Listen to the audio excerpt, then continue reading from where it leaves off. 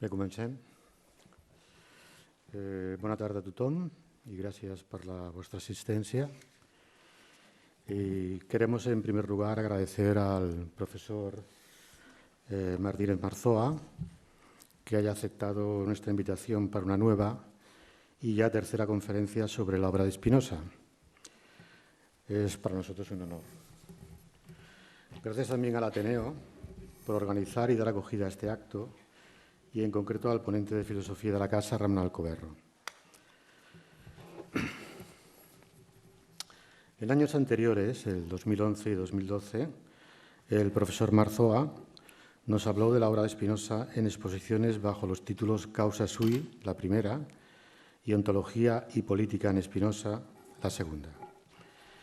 Haré mención de algunos temas que fueron tratados en la primera conferencia, en Causa Sui, y de los que el profesor Marzoa también se ha ocupado en otros libros, concretamente en La soledad y el círculo, en Distancias, Interpretaciones y también en Pasión tranquila y el concepto de lo civil. Me he apoyado en estos libros para redactar un escueto resumen de la primera conferencia. Causa sui, nos explicaba el profesor Marzoa, es un sintagma, un concepto que aparece al comienzo de la ética. Y es una paradoja que una palabra tan cargada, un concepto que tiene tanto detrás, pueda aparecer como primera palabra en la ética. Esta paradoja fue tomada por el profesor como hilo conductor para el resto de su exposición. Se explicó cómo la palabra causa, como causa a secas en su uso filosófico estrictamente substantivo, aparece por primera vez en textos filosóficos muy poco antes de la propia ética, concretamente en Descartes, Meditación tercera. Sabemos también que el origen de ese concepto está en el terreno de lo teológico, entendiendo por tal una trascendencia que solo puede tener lugar en la transgresión de ella misma, en lo sobrenatural. Esto dará lugar a una nueva concepción de lo ente en general y como causa de efectos y efecto de causas. Era una nueva manera de entender el ser mismo. Para dar expresión a esta nueva noción de ser, se dará carácter ontológico general a la palabra existencia, donde el ex quedará interpretado en el sentido de extra de causas et extra nihilum. Finalmente, se habló de la ontología cartesiana de la certitudo, validez, que es el sustantivo de cualidad de certum. Y certum significa lo definido, en el sentido de lo delimitado, que en Descartes conduce al concepto de extensión como vínculo de todo con todo. En la ontología de la certitudo en Descartes se superpone con una ontología de la causa y la existencia, y se plantea entonces el problema de cómo unificar esas dos ontologías. ¿Qué relación hay entre ser y existir? A partir de ahí, las respectivas filosofías de Spinoza, Leibniz y Hume se pueden exponer como desarrollos de la relación entre ser y existir. Esto fue muy resumido el contenido de la primera conferencia. La segunda conferencia trataba de ontología y política en Spinoza. Se puede conocer en su totalidad en el canal de filosofía de YouTube del Ateneo. El tema de hoy, finito e infinito en Spinoza, nos pareció en su momento que constituía uno de los puntos que en la ética presentaba algunos aspectos problemáticos y abiertos. Por eso nos atrevimos a sugerirle para esta exposición una cuestión que formulábamos del siguiente modo. ¿Puede concebirse el entendimiento finito como una modificación o afección del entendimiento infinito? De la proposición 22 de la primera parte se deriva que todo lo que se sigue de un modo infinito, como el entendimiento infinito, por ejemplo, es a su vez infinito. ¿Hay, por tanto, alguna oportunidad de que el entendimiento finito sea un efecto del entendimiento infinito? ¿Por qué llevan el mismo nombre? Desde luego, el entendimiento finito no es un efecto del entendimiento infinito, pero sí según nos dice Spinoza, es una de sus partes. Eso es lo que se enuncia en el corolario de la proposición 11 de la segunda parte. El alma humana, se dice allí, es una parte del entendimiento infinito de Dios. La relación entre lo infinito y lo finito nos parece una de las mayores dificultades de la ontología spinosiana. Y ese fue el tema que sugerimos al profesor Marzoa para esta tercera exposición en el Ateneo Barcelonés. Les dejo con el profesor. Gracias. Bueno, ¿se me oye bien? Sí.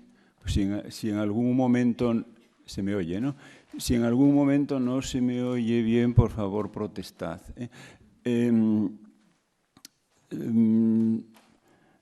Bien, ante todo, una vez más, gracias por todo. No hace falta decir por qué, puesto que es evidente, salta a la vista. Gracias por todo ello.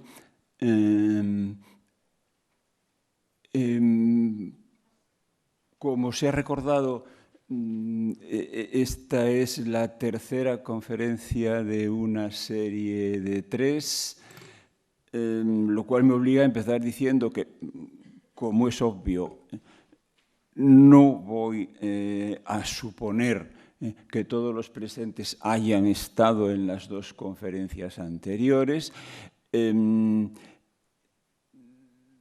ni siquiera que todos los que hayan estado recuerden con todo detalle todo.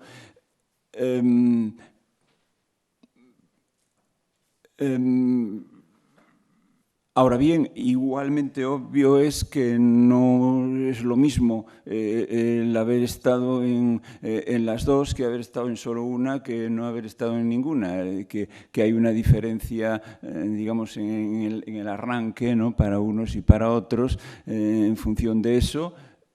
Mi trabajo creo que es procurar que todos me podáis seguir,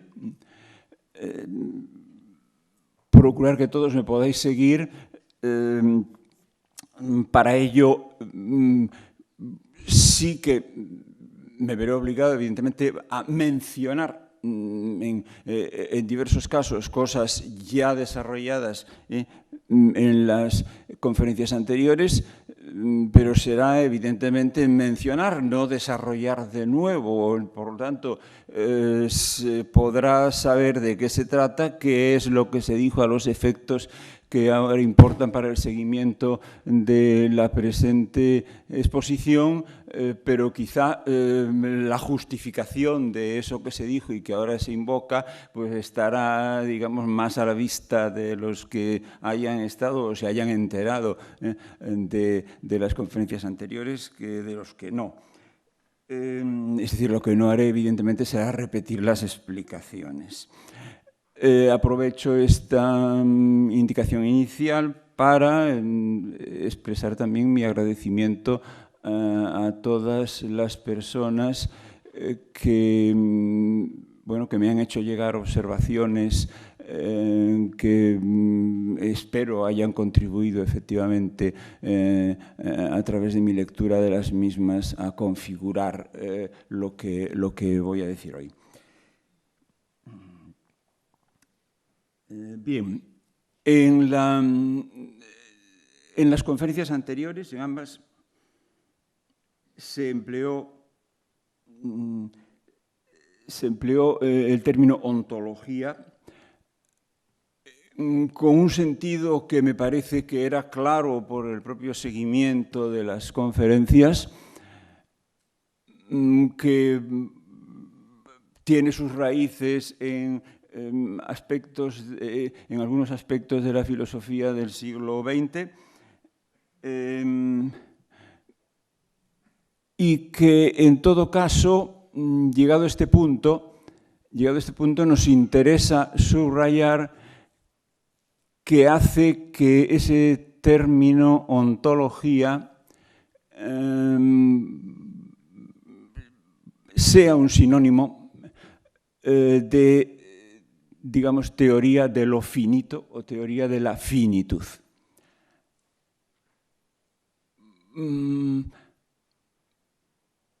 Esto,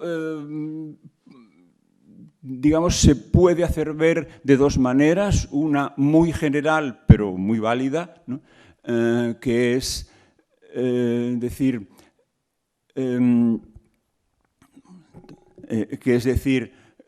que efectivamente la palabra ser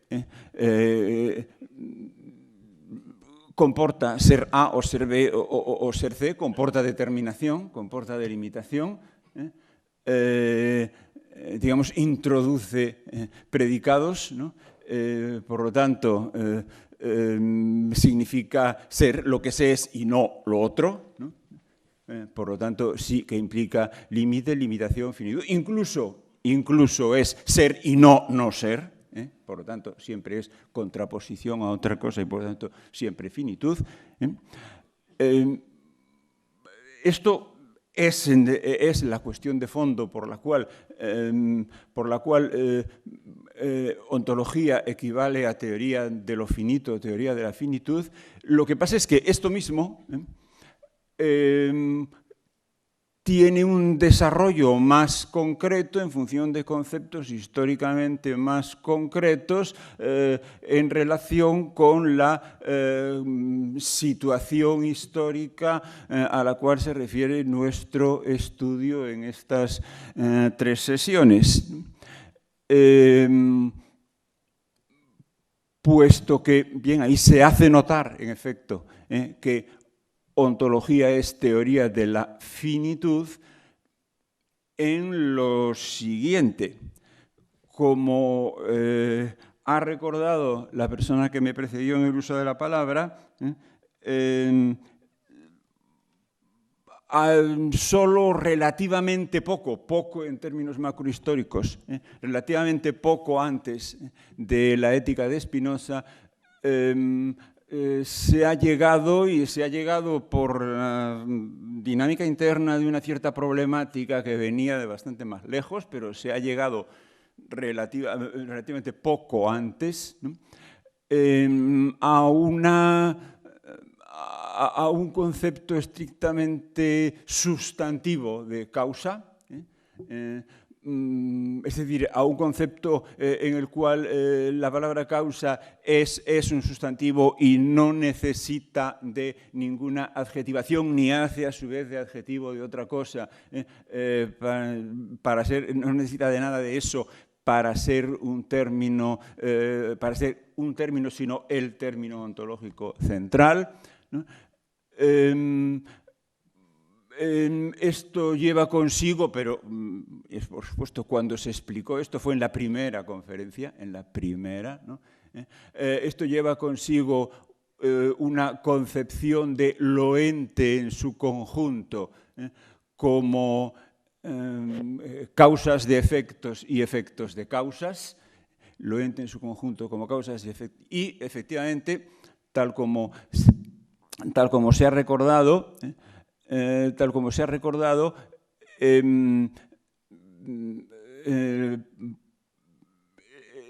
esta nueva, por supuesto, unos siglos antes, no muchos, de Spinoza, pero nueva concepción de lo ente, esta nueva noción de ser vinculada a causas de efectos y efectos de causas, esta nueva concepción pues, motivó también la adopción de un nuevo término como exégesis de ser, ¿no?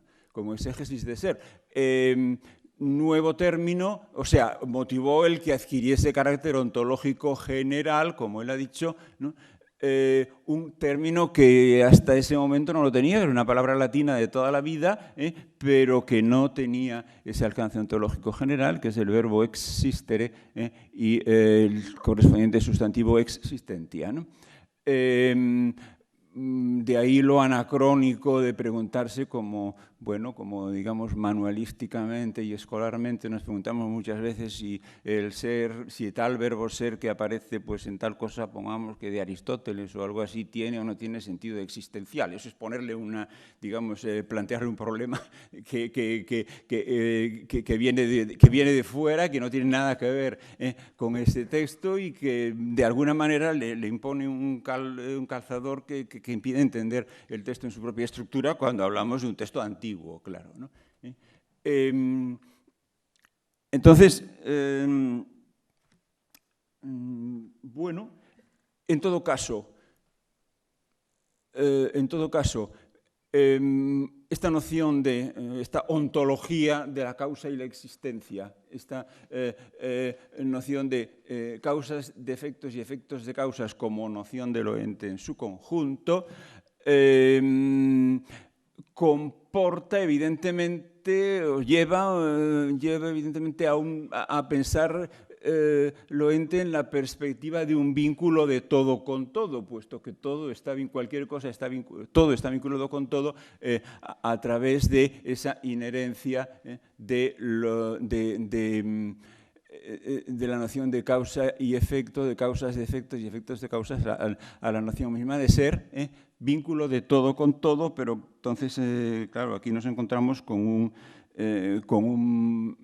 notable problema, porque decir vínculo de todo con todo, en definitiva, puesto que en definitiva equivale a decir que no hay trayectorias de vinculación específicas y excluyentes. En otras palabras, vínculo de todo con todo es como vínculo de nada en particular con nada en particular. No es como, es vínculo de nada en particular con nada en particular y por lo tanto de nada con nada, ¿no? Y por lo tanto de nada con nada.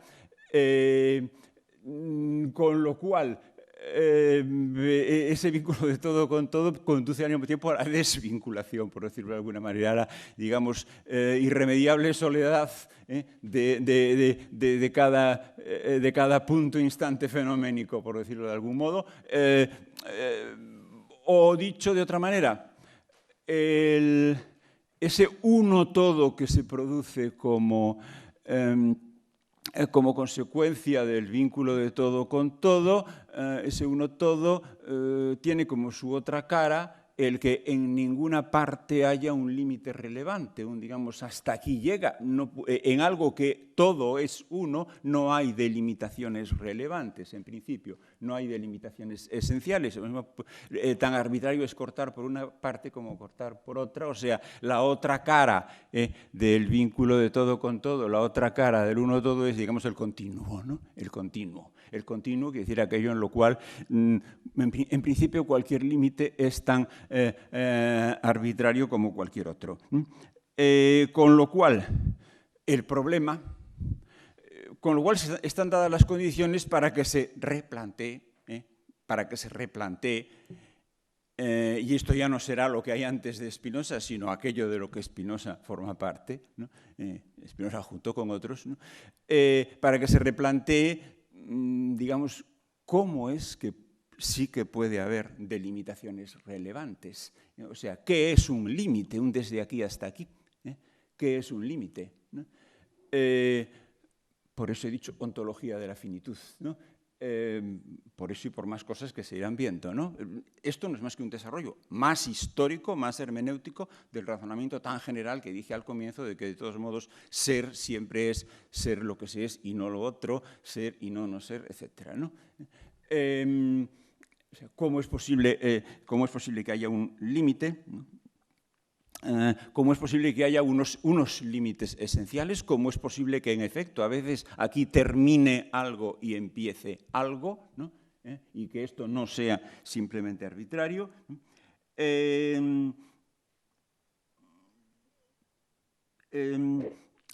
Ahora bien, la sinonimia de esto con ontología se explicita aún más si nos damos cuenta de que es que efectivamente preguntar cómo es posible que haya límites esenciales, que haya delimitaciones, digamos, no arbitrarias, ¿no?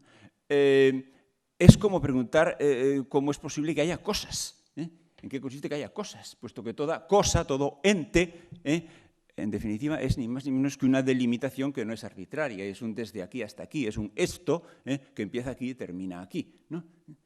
Que tiene estas determinaciones y no aquellas otras, etc. Por lo tanto, pues, eso es la ontología. ¿En qué consiste en general que haya cosa?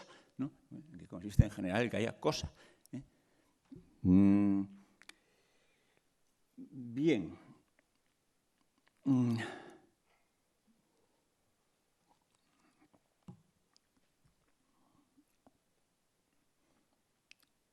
Nos preguntamos con esto cómo es posible que haya límites esenciales, límites no arbitrarios, no solamente cómo es posible que los reconozcamos, sino en qué consiste que los haya. ¿En qué consiste que los haya? Quizá en el fondo es lo mismo. Quizá en el fondo es lo mismo, pero en el fondo es lo mismo, va a tener una cierta importancia para nuestra exposición y, por lo tanto, vamos a tener que dedicarle una cierta atención. Es decir, ¿qué tiene que ver, en qué consiste que los haya, con cómo podemos reconocerlos, ¿no? ¿Qué tiene que ver lo uno con lo otro? Hablemos, pues, de reconocemos y hay. Hablemos, pues, de estos dos términos.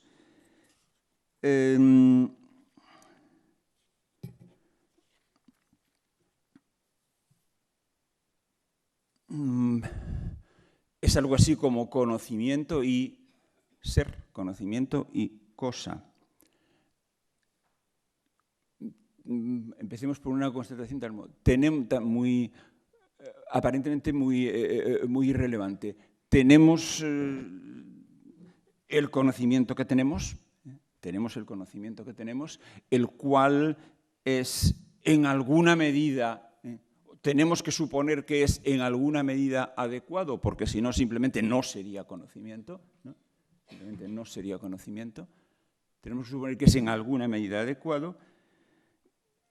Y también en alguna medida inadecuado, porque si no ocurriese esto, entonces pasarían otras cosas de las que voy a hablar en un rato, ¿no? De las que voy a hablar dentro de un rato, y que en definitiva también comportarían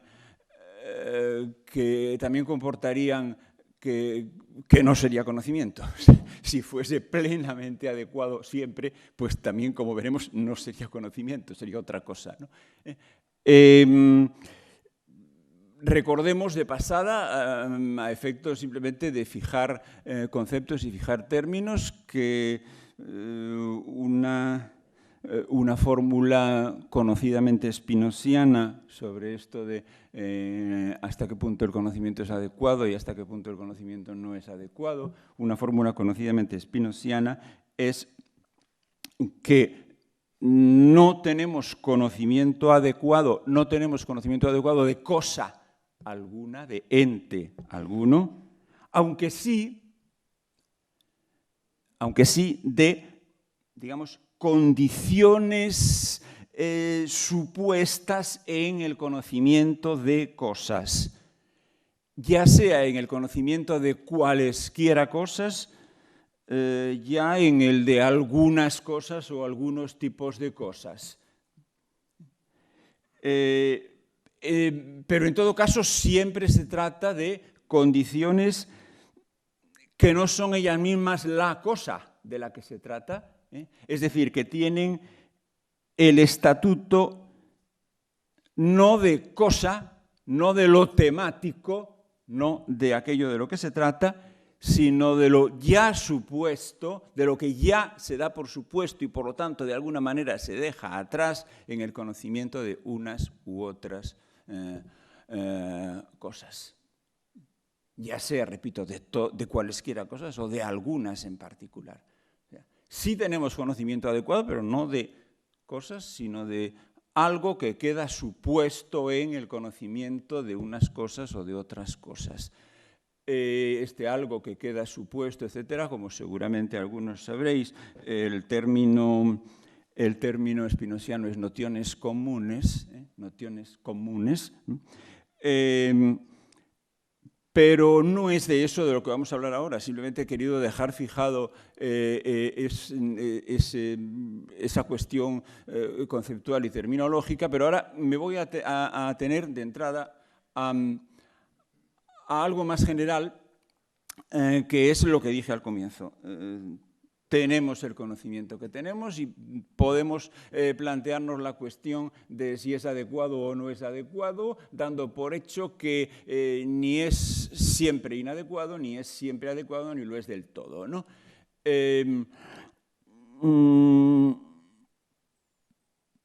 Bien, el que podamos, o sea, centrándome en eso, concretamente simplemente en eso en general, es decir, en que podamos decir eso, ¿no?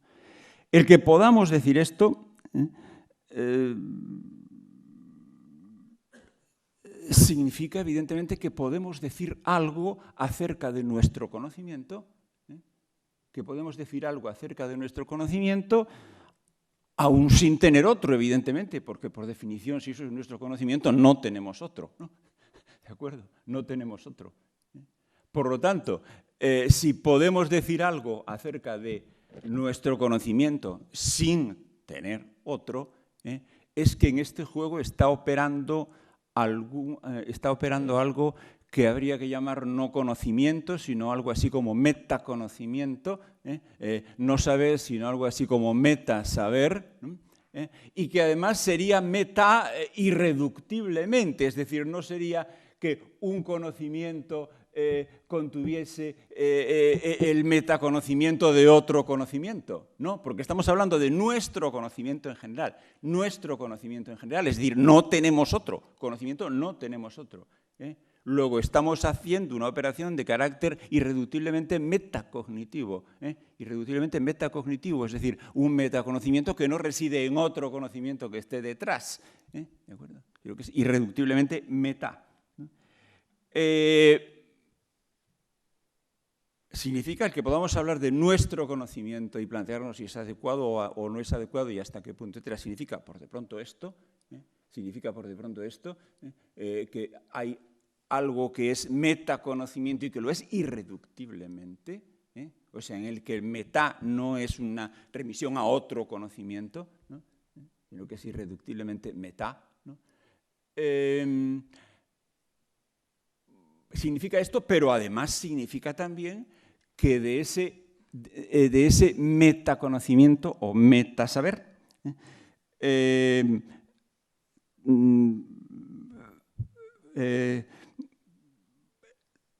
digamos, forma parte, o ese metaconocimiento o ese metasaber incluye ciertos reconocimientos acerca de cómo sería un saber que fuese perfectamente adecuado. Si no, no tendría sentido que nos planteásemos, o que pudiésemos plantearnos en qué medida nuestro saber, nuestro conocimiento es adecuado y en qué medida es inadecuado. Estamos, pues, o sea, ni siquiera que nos planteásemos en esos términos tan generales de decir no puede ser del todo adecuado, no puede ser del todo inadecuado, por razones que ya se indicaron, ¿no? Eso es evidente entonces que de nuestro conocimiento, o sea, que en nuestro juego entra un metaconocimiento, algo irreductiblemente metacognitivo, y que además ese algo irreductiblemente metacognitivo incluye ciertos reconocimientos acerca de qué pasaría o cómo tendría que ser un saber que sí fuese enteramente adecuado, Saber que evidentemente no será el que de hecho tenemos, eso fue lo primero que dijimos, ¿no? Ese fue, bueno, lo primero que dijimos, pero remitiendo un poco más adelante, es un poco más adelante será ahora, ¿no?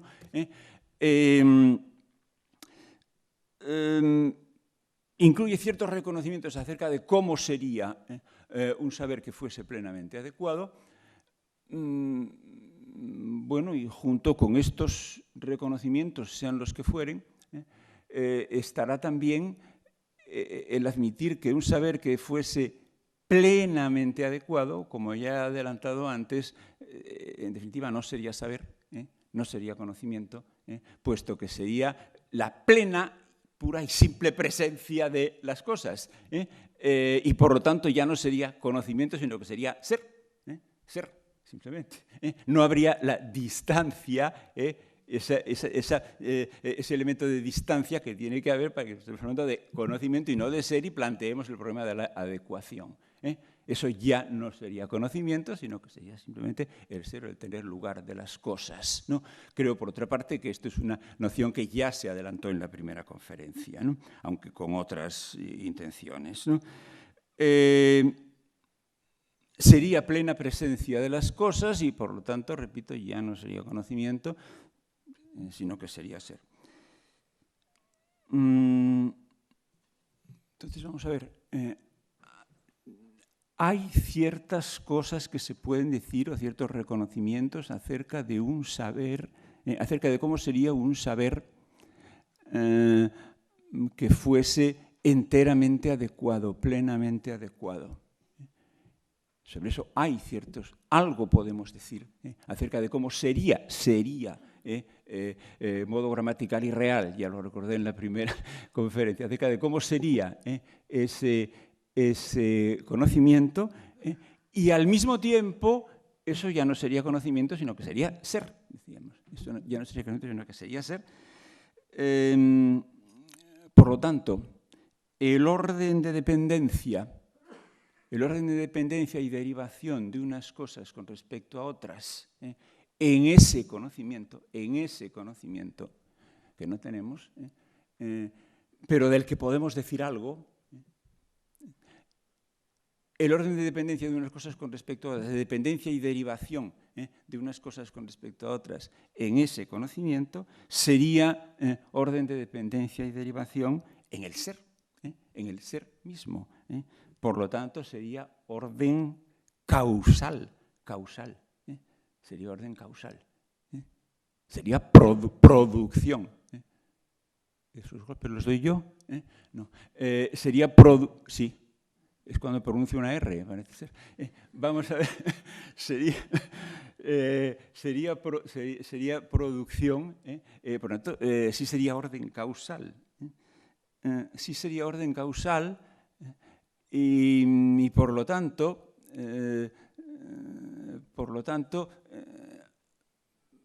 aquí entraría en juego la noción de causa, la noción de causa-efecto, y puesto que dijimos que el concepto de existencia había adquirido valor ontológico general, precisamente a partir del momento en que, o por el hecho de que por lo ente se entendía en general como causas de efectos y efectos de causas, por eso ya recordó Juanjo lo que se dijo en la conferencia anterior a este respecto, ¿no? Lo de extra causas et extra nihilum, ¿no? Extra causas et extra nihilum, puesto que hay esa relación digamos, de la ontología centrada en el concepto centrada en el concepto de existencia, con el que esa ontología sea también la centrada en el concepto causa, ¿no? Este hecho de que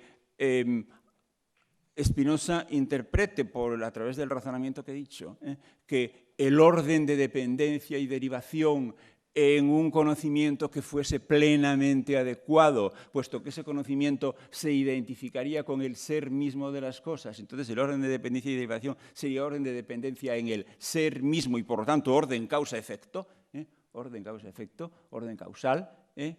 Eso es lo que en Spinoza confiere carácter de existencia a todo el ser, a todo el ser que se genera, se produce, se acredita, se demuestra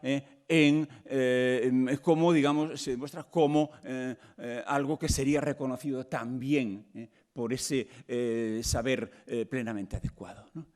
Ese saber plenamente adecuado es el ser mismo, por lo tanto, las dependencias dentro de él, dependencias y derivaciones en él, de unas cosas con respecto a otras en él, son dependencias y derivaciones causales, ¿no? Causales, y por lo tanto, todo ese ser tiene el carácter o la condición de existir, puesto que existir era aquel concepto de ser que estaba vinculado a la relación, que estaba vinculado al concepto sustantivo de causa del que hablábamos en la primera conferencia y que se nos ha recordado ahora, ¿no? El sustantivo de causa y a la universalidad de la relación causa, a la universalidad ontológica de la relación causa-efecto, ¿no? Esto es lo que hace que dentro de... bueno, esto es lo que hace que en Spinoza no haya lo meramente posible en contraposición a lo existente. ¿De acuerdo? Que en Spinoza no haya lo meramente posible en contraposición a lo existente. O sea, lo meramente posible solo puede darse o solo puede entenderse como abstracto y además como abstracto en el sentido de incompletamente conocido. Es decir, solamente puede ser meramente posible en cuanto que es incompletamente conocido, en cuanto que es algo, digamos, a propósito de lo cual nos faltan datos, nos faltan elementos, nos faltan predicados, nos faltan determinaciones y, por lo tanto, no sabemos si es algo que resultará validado o no, puesto que, por así decir, no está suficientemente definido. Si estuviese suficientemente definido, suficientemente generado ese concepto, entonces estaría también generada su existencia, ¿no? Su existencia. Lo meramente posible solamente lo hay, de hecho, como abstracto, es decir, como insuficientemente conocido. O sea, es posible que lo haya y posible que no lo haya porque no sabemos exactamente de qué estamos hablando todavía, ¿no? Nos faltan elementos, ¿no? Solo en ese sentido, ¿no? Solo en ese sentido. Con esto encontramos una de las posiciones que nos recordaba Juanjo hace un momento de la primera conferencia, una de las posiciones acerca de bueno, cómo se traslada la ontología causa-existencia, que es anterior a Spinoza y en principio anterior también a Descartes, o sea, que es de la edad, que viene de la Edad Media, vamos, cómo se traslada la ontología causa-existencia a ontología del tipo quertitudo que expusimos en la primera conferencia, a ontología, vamos a llamarle así para abreviar, a ontología, digamos, moderna, ¿no? Cómo se traslada ontología de causa-existencia, ontología de la existencia a ontología de la quertitudo, ¿no? Se nos recordó hace un momento Leibniz, Spinoza y Hume, o Spinoza, Leibniz y Hume, son tres, digamos, respuestas, cada una de ellas imprescindible para entender las otras dos, a ese problema. Bueno, pues la de Spinoza, de algún modo acabamos de verla, es decir, por así decir, se concede de manera inmediata carácter existencial a todo el ser de la quertitudo. Se confiere de manera inmediata carácter existencial a todo el ser de la quertitudo. Vamos a ver algo parecido. Lo que pasa es que por procedimientos completamente diferentes y también con contenidos diferentes, pero algo que también tiene esta inmediatez, de, digamos, trasladar de lo uno a lo otro, ocurre también en Hume, ¿no? Y desde luego en Leibniz también hay un traslado de lo uno a lo otro, lo que pasa es que no es inmediato, es muy complejo. Es muy complejo, casi es toda la filosofía de Leibniz, el hacer ese traslado, ¿no? ¿De acuerdo? Hay ese traslado siempre. siempre, digamos, esa absorción de la ontología de la existencia por la ontología de la quertitud, pero con estas diferencias. En Spinoza, de otra manera, en Hume eso es un traslado inmediato, mientras que en Leibniz no lo es. En Leibniz hay unas mediaciones bastante complejas, ¿no?, que de todos modos se presentan, ¿no? Bien.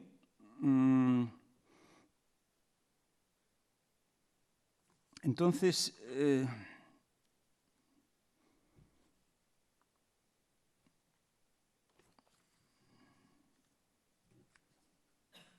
bueno, nos habíamos metido en esta especie de largo inciso sobre ser, existencia, conocimiento, ¿no? Nos habíamos metido en él tomando como hilo conductor la cuestión de ontología como teoría del límite, ¿no? Ontología como teoría de la limitación, es decir, ontología como el cómo es posible que haya límites relevantes, cómo es posible que en algo que ha pasado a ser un continuo, la otra cara del uno todo, sin embargo, haya límites relevantes.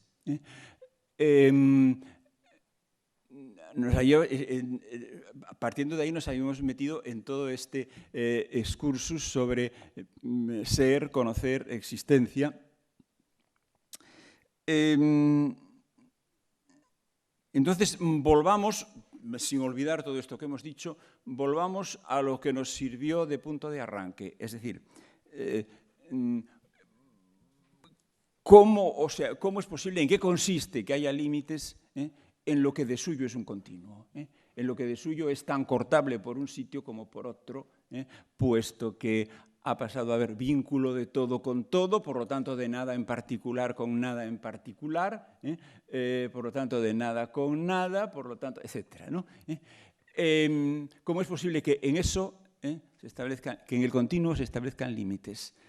Aquí sí que tenemos algo que también viene creo que la primera conferencia, pero que en todo caso sí que es preciso recordar expresamente, que decíamos, bueno, es que en el continuo se establecen límites a condición de que el continuo sean por de pronto dos, o que sepamos dos, o por lo menos dos, a lo mejor infinitos, pero por lo menos dos, a que haya algo así como dos lados, a condición de que haya algo así como dos lados.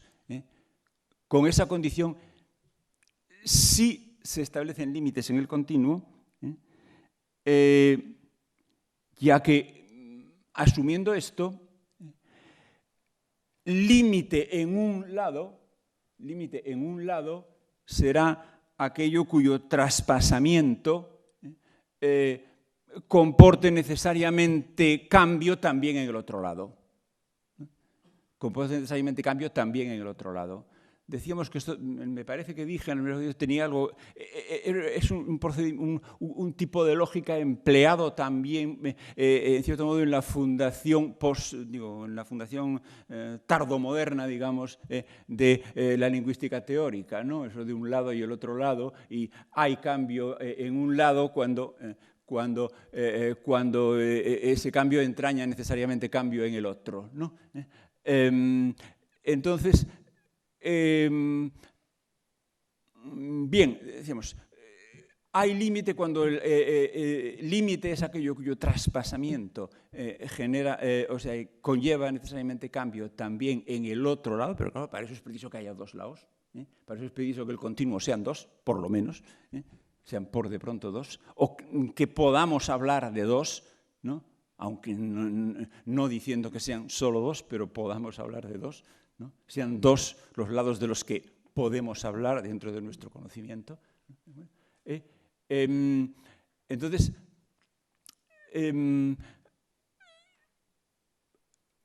esto quiere decir, límite es aquello cuyo traspasamiento necesariamente genera cambio también, o conlleva, o comporta, o va junto con cambio también en el otro lado, o si queréis decirlo de otra manera, solo hay cambio en un lado, allí donde ese cambio conlleve necesariamente cambio también en el otro lado. Solo es cambio en un lado aquello que comporta cambio también en el otro lado. Por supuesto, recíprocamente. Es decir, cada uno de los dos lados desempeña este papel para el otro. Por eso digo, tiene que haber por lo menos dos, ¿no?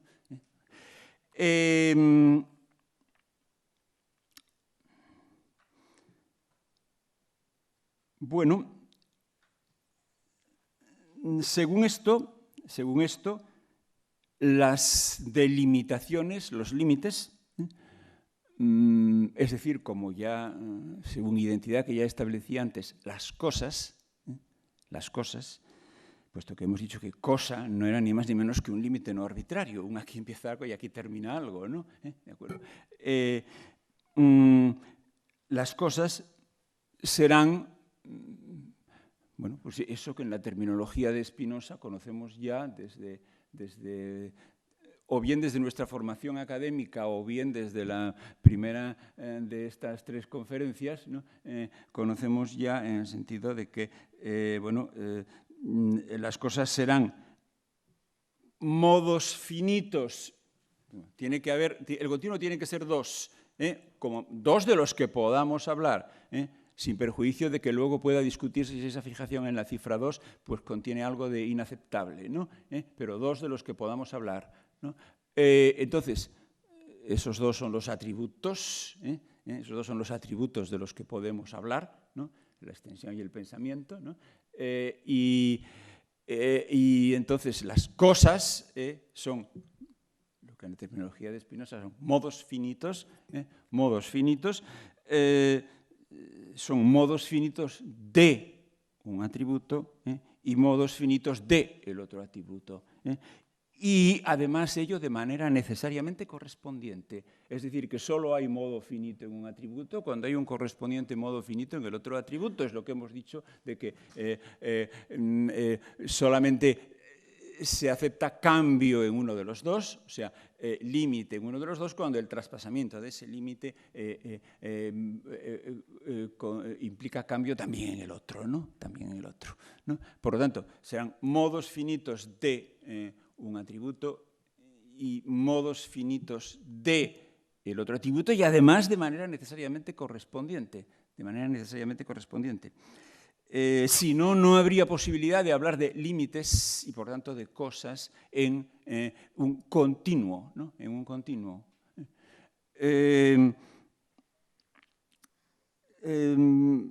Por lo tanto, también se podrá e incluso se deberá decir, que es en cada caso, en el caso de cada cosa, uno y el mismo modo finito, el que tiene tal presencia por el lado del atributo extensión y tal otra presencia por el lado del atributo pensamiento. Un mismo modo, pero para ser un modo, es decir, para ser un modo finito, para ser una cosa, tiene que tener su lado cogitatio y su lado extensio, su lado pensamiento y su lado extensión, ¿no?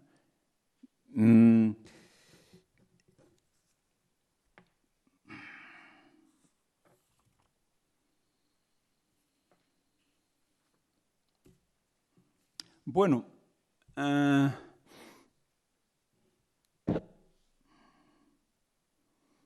parece que tendría que ser muy fácil poner ejemplos de esto, puesto que hemos dicho que eso es lo que ocurre con cualquier cosa, ¿no? Cada cosa, es decir, cada delimitación no arbitraria es un modo finito y tiene que serlo a la vez en el atributo extensión y en el atributo pensamiento y además serlo de manera correlativa. Parece que entonces sería muy fácil poner ejemplos porque tendría que valer como ejemplo cualquier cosa. Sin embargo, no es tan fácil poner ejemplos, no porque haya cosas que no tengan ontológicamente esa característica, sino porque pudiera no ser tan fácil el saber cuándo y cuándo no estamos señalando, refiriéndonos a, efectivamente, alguna cosa. Alguna cosa. En otras palabras, ¿qué hace falta para que cierta mención o referencia a que hacemos, para que en cierta mención o en cierta referencia a que hacemos, estemos efectivamente mencionando alguna cosa, para que no sea, digamos, una pseudo-mención o una pseudo-referencia. ¿Por qué se puede plantear esta duda? Pues porque ya hemos dicho que nuestro conocimiento es siempre, en alguna medida, inadecuado. Y, por lo tanto, podría suceder que la mención misma, esa referencia a algo, fuese un producto solo de la propia inadecuación de nuestro conocimiento. Es decir, no es que estuviésemos mencionando nada, sino que esa referencia a una presunta cosa fuese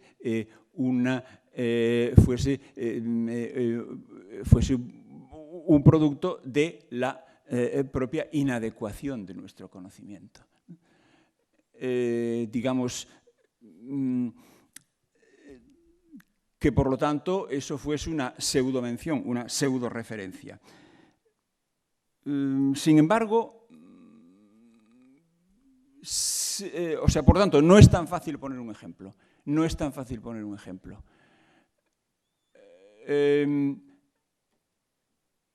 Sin embargo, hay un ejemplo, digamos, del cual se hace uso en la propia construcción del sistema. Hay un ejemplo de esto sí es una cosa y esto tiene esta presencia en el lado extensión y esta presencia en el lado pensamiento. Hay algo de lo cual sí decimos esto, pero además de tal manera que ese decir eso acerca de eso, digamos, está comprometido en la propia construcción del sistema. Por lo tanto, ese ejemplo, y quizás solo haya uno, no, es que solo hay uno, en realidad. Ese ejemplo, o sea, el que eso sí sea un modo finito, digamos, tiene el mismo tipo de certeza que tiene el propio sistema de filosofía que estamos tratando de exponer. Es lo que llamamos un ejemplo sistémico, ¿no? O sea, un ejemplo interno al sistema, es decir, que no es arbitrario, sino que tiene el mismo...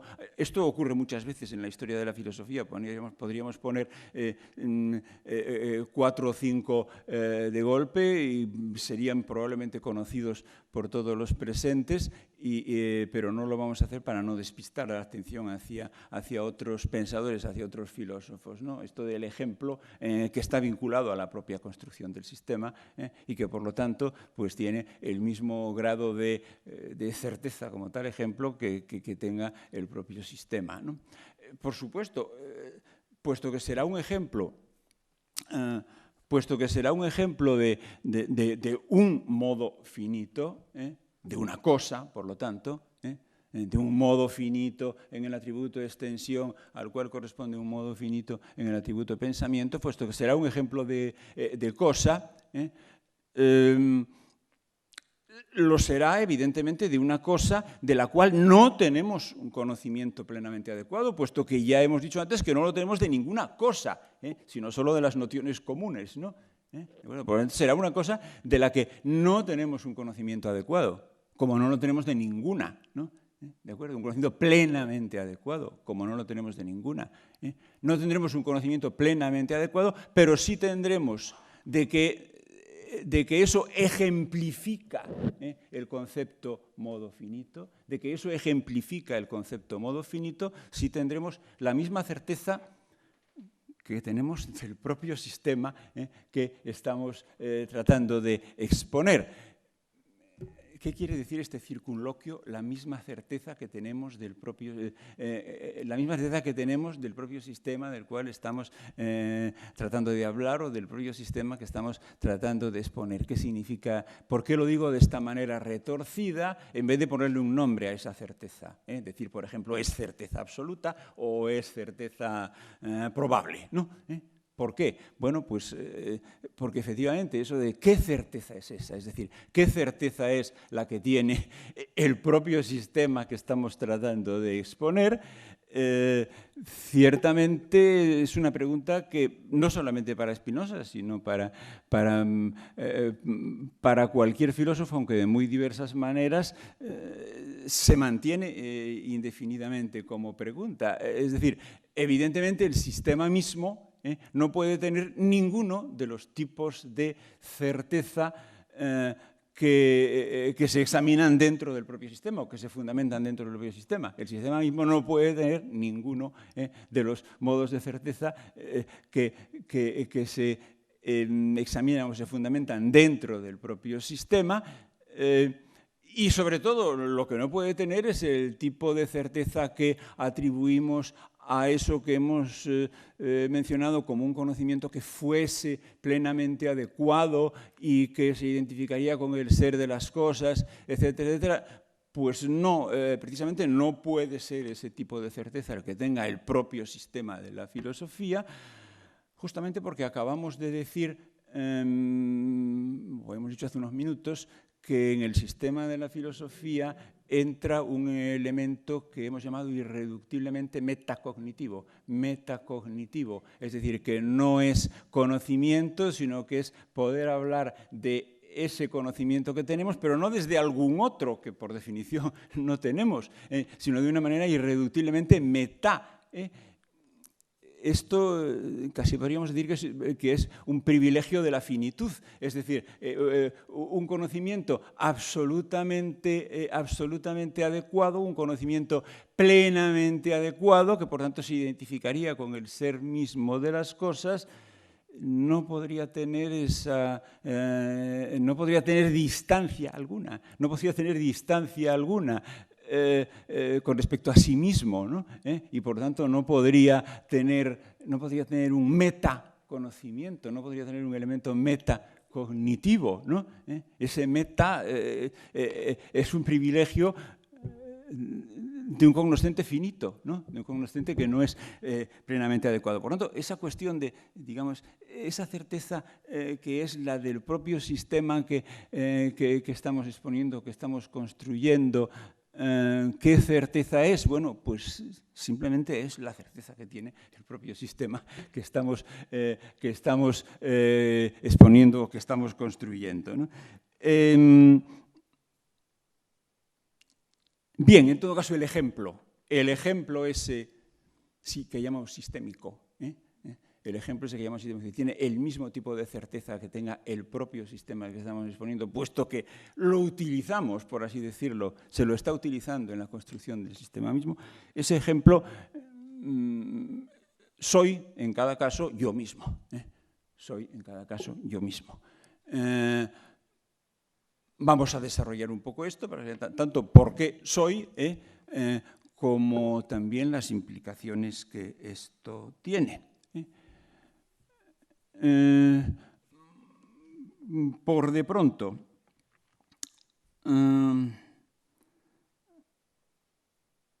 sí, efectivamente, señalo una presencia de mí mismo, señalo un yo mismo tanto en el atributo extensión como en el atributo pensamiento. Por de pronto eso.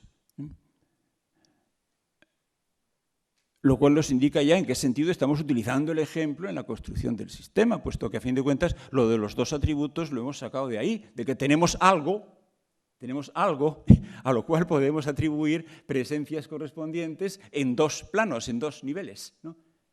En dos niveles, ¿no? Bueno, niveles no, cuidado, porque nivel tiene una connotación cuantitativa, de más arriba o más abajo, y aquí no hay ni más arriba ni más abajo, simplemente hay dos lados, ¿no? Dos lados. En el atributo extensión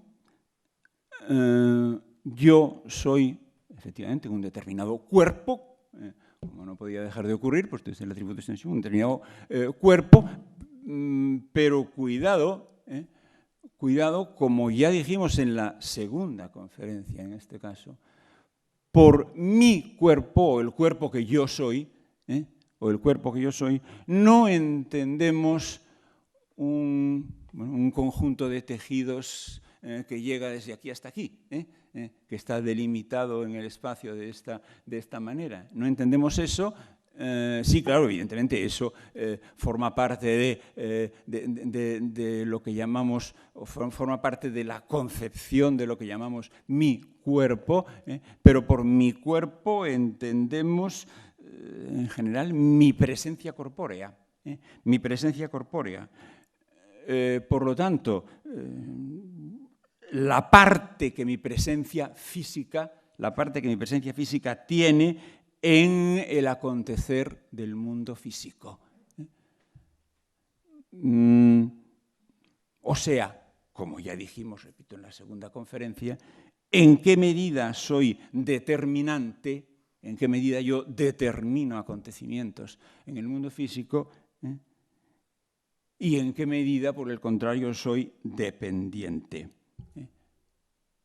¿En qué medida soy determinante y en qué medida soy dependiente? Mi presencia física, en el sentido de mi presencia en el mundo físico. La parte, o sea, mi parte en la determinación del acontecer del mundo físico. ¿En qué medida soy determinante y en qué medida soy dependiente?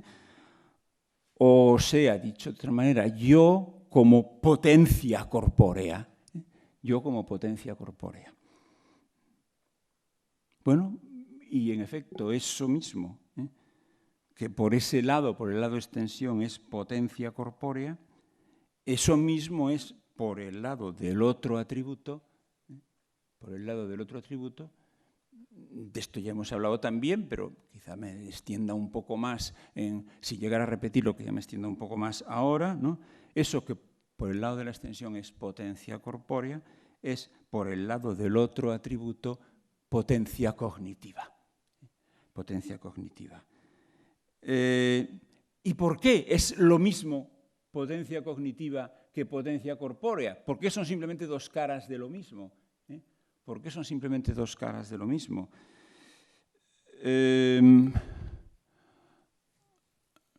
Podemos contestar en dos niveles. Uno, digamos, intraespinosiano, que es uno estrictamente intraespinosiano, que es decir que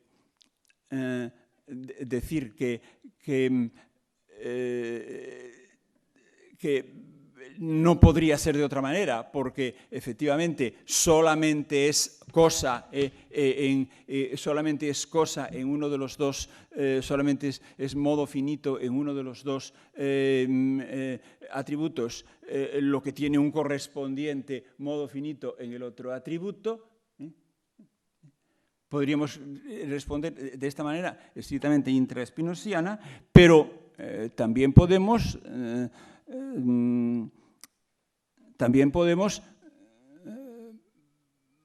aprovechar la ocasión para reconocer cómo Spinoza aquí forma parte de la entrada en escena de una determinada concepción del conocimiento, que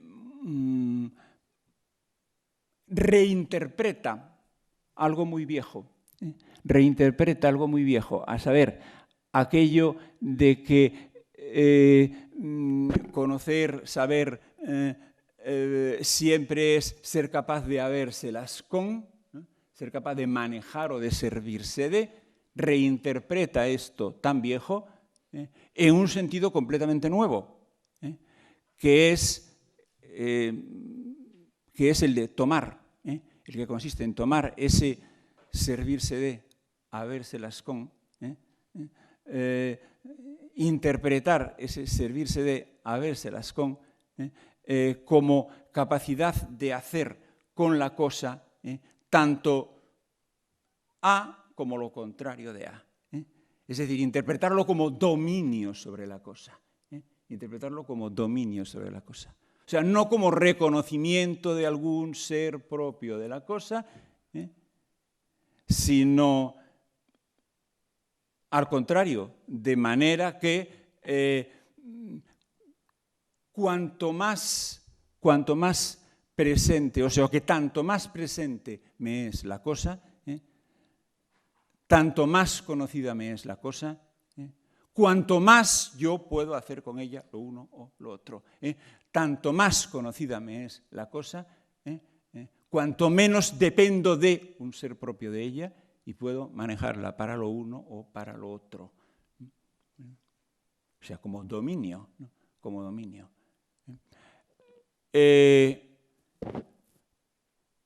Por eso, efectivamente, ahora conocimiento es potencia. Potencia. Capacidad de hacer con las cosas lo uno o lo otro. Es decir, vamos a ver, acabamos de decir, según la nueva reinterpretación de la vieja identidad entre conocer y habérselas con, tratar, servirse de, etc., según esa nueva interpretación, tanto más conozco la cosa, cuanto menos dependo de un ser propio de ella. Es decir, efectivamente, el conocimiento es capacidad de habérselas, capacidad de tratar con, pero tratar con se interpreta ahora en términos de poder, es decir, de poder, en el sentido de potencia. Es decir, en términos de tratar con se interpreta ahora en términos de no depender de algo que la cosa de suyo es, sino ser capaz de hacer con la cosa esto o aquello.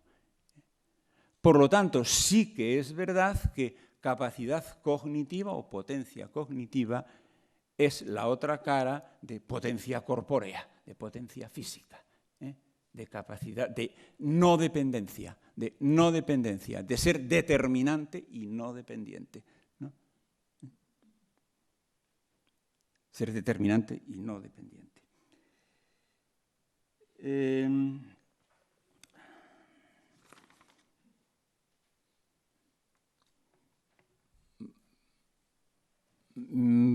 Entonces, bueno, entonces se ha dicho en qué sentido, efectivamente, potencia cognitiva y potencia física. O sea, potencia cognitiva y potencia física son simplemente las dos caras. Las dos caras, pero no que se complementan, sino que la una va con la otra. Es decir, cuanto más conozco de la cosa, más soy capaz de manejarla en el sentido de no depender de lo que ella de suyo es, ¿no? Sino poder utilizarla para esto o para aquello, ¿no? ¿De acuerdo? Bueno, son las dos caras, por lo tanto, no en el sentido de que se complementen, no, simplemente es que son las dos caras de lo mismo, es decir, lo mismo visto en el atributo extensión y eso mismo visto en el atributo pensamiento.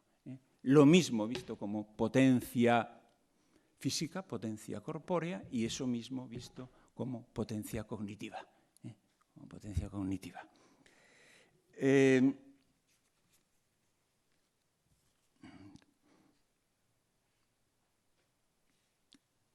Bien.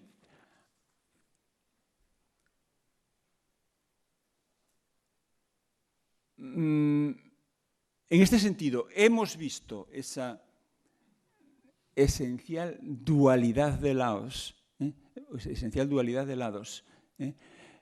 dualidad de modos de presencia, en un determinado modo finito, que es el que hemos reconocido como ejemplo sistémico de algo que en efecto sea una cosa. De algo que en efecto sea una cosa, de algo en lo cual la mención, una mención, no es, seguro que no es una pseudomención, habrá muchas otras cosas, por supuesto, en las que esto no ocurra, habrá muchas otras menciones que no sean pseudomenciones, pero en todo caso es seguro que no, a no ser que caiga todo el sistema, a no ser que caiga todo el sistema.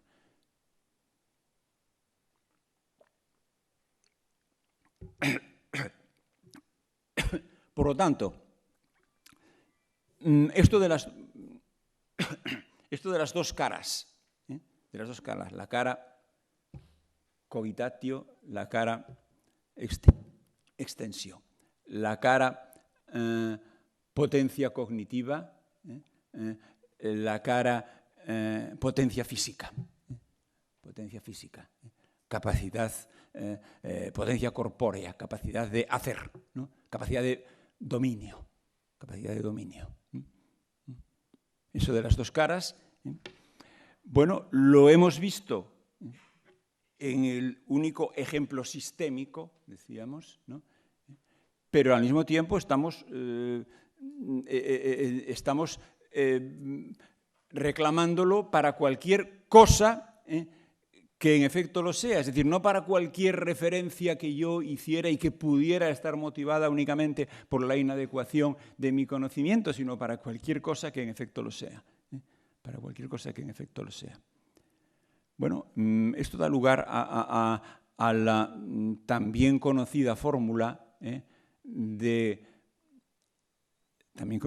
spinosiana, de que todo ente, toda cosa, todo individuo es, dice, animado, ¿no? Animado. Más aún, dice animado, y luego añade, si bien en grados diversos. En grados diversos. Esta expresión tenemos que aclararla. ¿Qué quiere decir animado? ¿Qué quiere decir animado? Bueno, animado quiere decir, o sea, todo ente es animado, toda cosa es animada, así en grados diversos. ¿Qué quiere decir lo uno y qué quiere decir lo otro? Bueno, el adjetivo animado remite precisamente a esa dualidad de caras, el atributo cogitatio y el atributo extensio, remite a esa dualidad, pero ¿y por qué se emplea para eso el adjetivo animado? Bueno, pues porque la manera normal de hablar de Spinoza y de los que adoptan su terminología, que hay bastante buenas razones para adoptar, si se quiere exponer precisamente el pensamiento de Spinoza, ¿no? Es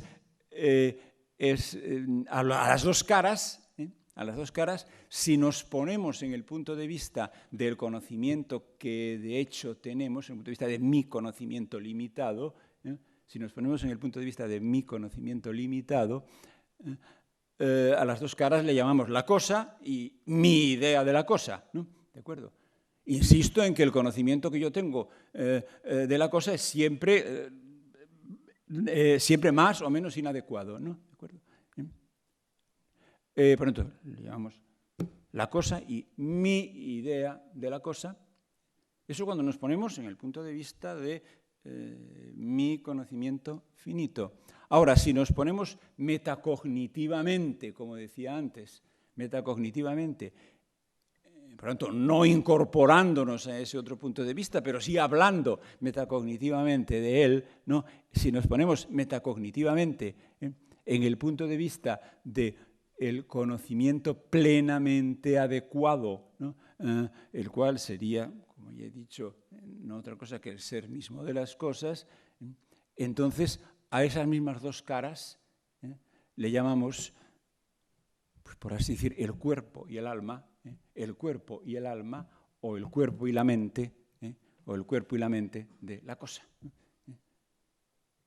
Esa es la manera de hablar y por lo tanto se dice toda cosa que en efecto sea cosa es animada, ¿no? Es animada, ¿no? Porque a esas dos caras les llamamos, a esas dos caras, repito, no vistas desde el punto de vista de mi conocimiento, que siempre tendrá una idea de la cosa más o menos inadecuada, ¿no? ¿De acuerdo? Pero traspasando metacognitivamente a un conocimiento que fuese plenamente adecuado, a eso le llamamos el cuerpo y el alma, o el cuerpo y la mente de la cosa, o la cosa como cuerpo y la cosa finita en cuestión, ¿se entiende? La cosa finita en cuestión como cuerpo y la misma cosa finita en cuestión como alma o como mente, ¿no? Bueno, como alma o como mente. Ahora dice, en diversos grados. La otra parte de la fórmula que dejé para que quería comentar en sus dos partes, en diversos grados. El problema es si el grado o la diversidad de grados afectan solamente al predicado animado, es decir, hay alguna otra magnitud que se considera fija, y sobre la base de esa magnitud que se considera fija, la magnitud animidad, por así decirlo, puede aumentar o disminuir de grado, ¿no? O si por el contrario, ese en este grado, en aquel grado, en el otro grado, afecta a toda la oración, digamos, a toda la oración. De tal forma que no es que haya otra magnitud, por ejemplo, la corporeidad que permanezca fija y que lo que aumente o disminuya sea la animidad. No, no es esto, evidentemente. O sea, no es que la gradación afecte solamente a la animidad, afecte solamente al predicado animado, sino que afecta justamente a toda la oración. Es decir, mayor animidad es también mayor corporeidad, mayor potencia corpórea. ¿De acuerdo? Mayor animidad, o sea, mayor potencia cognitiva, es también mayor potencia corpórea. ¿Está claro? O sea, las cosas son en diversos grados cuerpo y, si queréis, alma, ¿no? ¿De acuerdo? Las cosas son en diversos grados cuerpo y alma, o sea, son ambas cosas en diversos grados porque la gradación de lo uno es idénticamente la gradación de lo otro.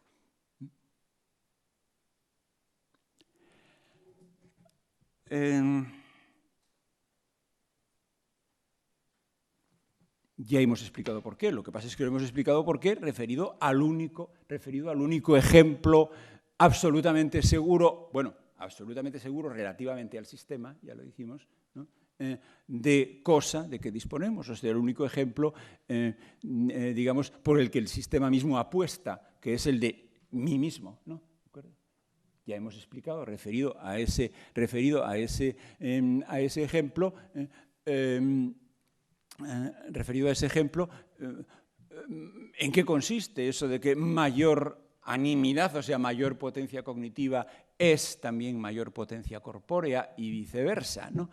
Y viceversa. Bueno, eso debe valer para toda cosa. Debe valer para toda cosa. Por lo tanto, estamos en una concepción, fijaos bien, de las cosas,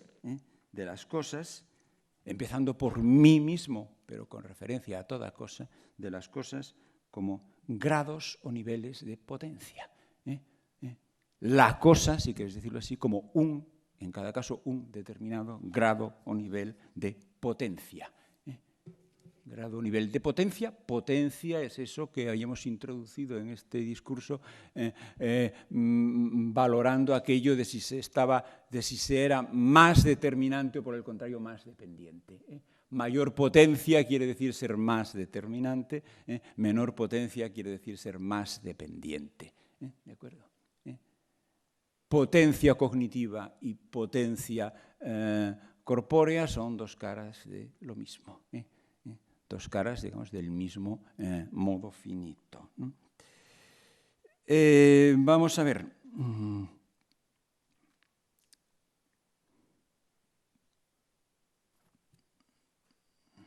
Me estoy alargando excesivamente, pero bueno, vamos a ver.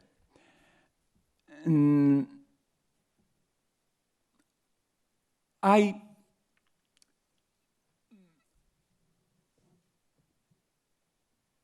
digamos, una cierta ambigüedad en lo que hasta ahora hemos hecho con la mención yo mismo. Hay un posible malentendido que convendría eliminar, pero no solamente por eliminar malentendidos, sino porque además eso nos va a introducir en una distinción que nos interesa hacer, ¿no?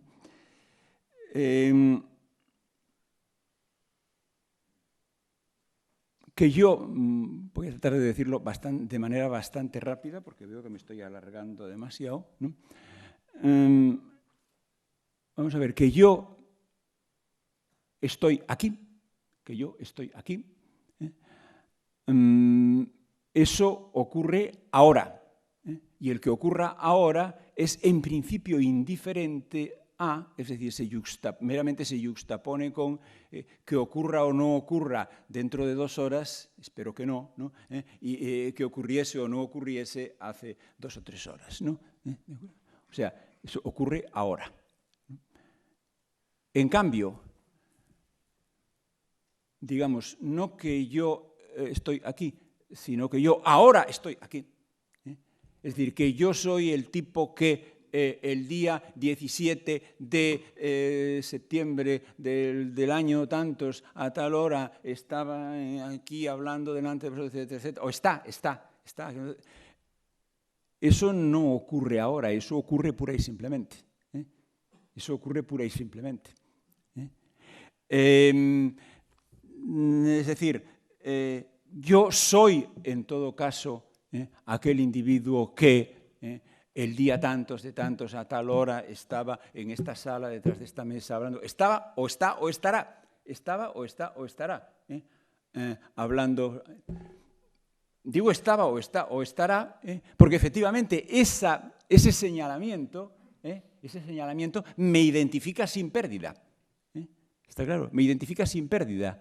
Incluso si pensamos que ese señalamiento se hubiese hecho hace 4 años, ¿no? Con tal de que fuese exacto, lo único que pasa es que, claro, hace 4 años aún no se sabrían de ese individuo así señalado algunos datos que son importantes, por ejemplo, para ponerle nombre, etcétera, etcétera. Pero el señalamiento sí sería unívoco. Sí sería unívoco. O sea, no hay más que un individuo que el día tantos de tantos a tal hora, etcétera, etcétera, ¿no? ¿De acuerdo? El señalamiento sí sería unívoco. Vamos a ver. Entonces, hay 2 modos ahí de referencia a mí mismo. Hay 2 modos ahí de referencia a mí mismo. El que he empleado en la primera frase, que es verdad ahora, yo estoy aquí. Y el que he empleado en la segunda, que es yo en todo caso soy ese individuo que el día tantos de tantos a tal hora está en tal situación, a tal cosa. ¿No? ¿De acuerdo?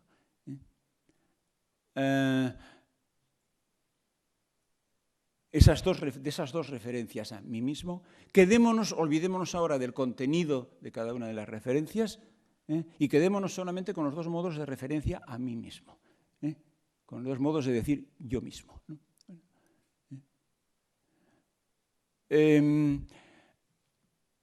Vamos a ver. Es el primero de los 2, evidentemente, no el segundo. Es el primero de los 2 el que es referencia a un modo finito, porque es el primero de los 2 el que es referencia a algo que ciertamente puede ser contemplado sub specie eternitatis, que es lo que hemos hecho en el segundo caso, en la segunda referencia, ¿no? Que ciertamente puede ser contemplado sub specie eternitatis, pero que no es eterno. Que no es eterno. La segunda referencia, la segunda oración que he formulado, es válida independientemente de si yo en el momento en que eso es válido estoy vivo, estoy muerto, aún no nací, etcétera, etcétera, ¿no? La primera no, o sea, la primera está vinculada a mi ser, o sea, está vinculada a mi ser finito, ¿no? A mi ser finito. Sí, es lo primero lo que hace referencia a un modo finito, porque es lo primero lo que hace referencia a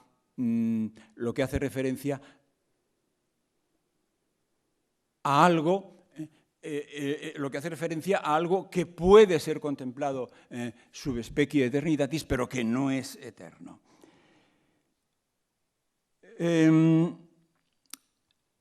Ahora bien, la segunda referencia, esa referencia a un yo contemplado sub specie eternitatis, esa referencia a una cosa, a un yo, lo de menos es que sea yo, por el hecho de ser yo, por el hecho de la autorreferencia. Lo importante es que eso es el ejemplo sistémico de cosa. ¿De acuerdo? Que eso es el ejemplo sistémico de cosa. La segunda referencia.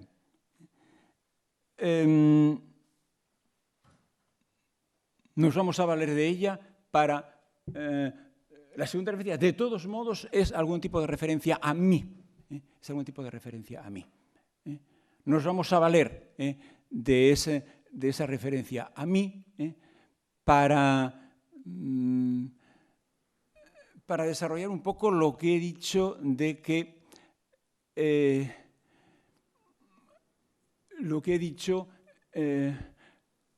que las cosas se interpretan como niveles de potencia, como grados de potencia, idénticamente potencia física, potencia corpórea y potencia anímica, potencia cognitiva. Vamos a ver, hemos hablado de un conocimiento plenamente adecuado, hemos hablado metacognitivamente de un conocimiento plenamente adecuado. Si es verdad todo lo que hemos dicho, entonces un conocimiento plenamente adecuado sería también y a la vez la infinita potencia corpórea, ¿no? Sería a la vez la infinita potencia. Mejor dicho, lo que ocurriría sería que la infinita potencia, la potencia infinita, sería por un lado infinita potencia cognitiva, por el otro lado infinita potencia corpórea, ¿no?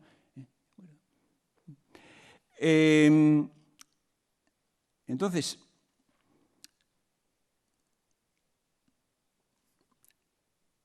¿qué quiere decir eso de infinita potencia? ¿Qué quiere decir eso de infinita potencia?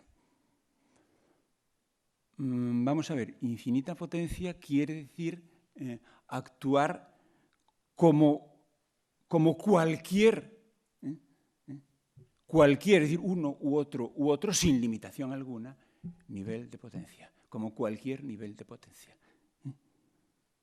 Infinita potencia quiere decir potencia para actuar con esta o aquella o la otra, con esta o aquella o la otra potencia, sin limitación alguna, con cualquiera, con cualquiera. Pero claro, eso quiere decir siempre con alguna determinada, siempre con alguna determinada. Por lo tanto, siempre con alguna limitada. Lo que pasa es que la infinita potencia permite actuar con cualquiera.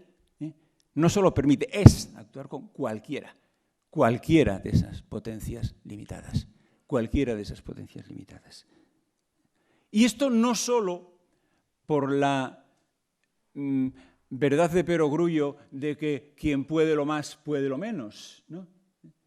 No solo por eso, sino también porque si la infinita potencia no fuese precisamente eso, no fuese poder actuar con cualquier nivel de potencia y, por lo tanto, con cualquier limitada potencia también, ¿no? Si no fuese eso, entonces no sería potencia infinita, sino infinita impotencia, puesto que no poder actuar con ninguna potencia determinada es simplemente no poder actuar con ninguna potencia. Esto es la de toda la vida famosa paradoja de lo infinito, ¿no? Es decir, si resulta que es infinito y por tanto excluye todo lo finito, entonces excluye todo, ¿de acuerdo? O sea, entonces es absolutamente impotente, ¿no? Es absolutamente impotente. Potencia infinita quiere decir actuar con cualquier potencia, no tener límites en eso, pero actuar con cualquier potencia quiere decir con una, con otra, con otra, con otra, con otra, por lo tanto, siempre con alguna. Por lo tanto, es esencial, es esencial a la potencia infinita el incluir grados o niveles de potencia, es decir, el tener eso que se llama partes intensivas, el tener partes intensivas. Partes intensivas quiere decir grados, niveles con los cuales está en la propia naturaleza de la potencia infinita el actuar con esos niveles, ¿no? Partes intensivas, es decir, niveles determinados, grados determinados de potencia. Es esencial a la potencia infinita el incluir todos esos niveles determinados o grados determinados. Por tanto, el tener partes intensivas. Bueno, uno de esos niveles determinados o grados determinados soy, por ejemplo, yo. uno de esos niveles determinados o grados determinados que están incluidos dentro de la potencia infinita, porque si no, no sería infinita, y si no pudiese actuar con cualquier nivel finito de potencia, entonces no sería infinita, ¿no? ¿De acuerdo? Uno de esos grados o niveles soy yo.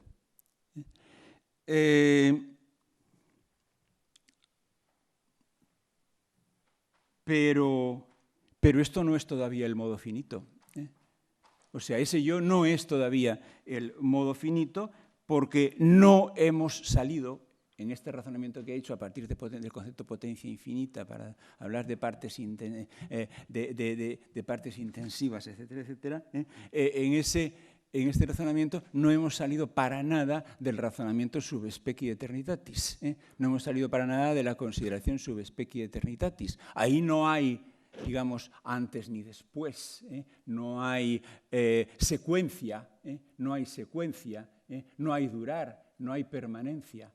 Sigue siendo un razonamiento sub specie eternitatis, ¿no? En realidad este yo al que he llegado ahora, cuando digo uno de esos,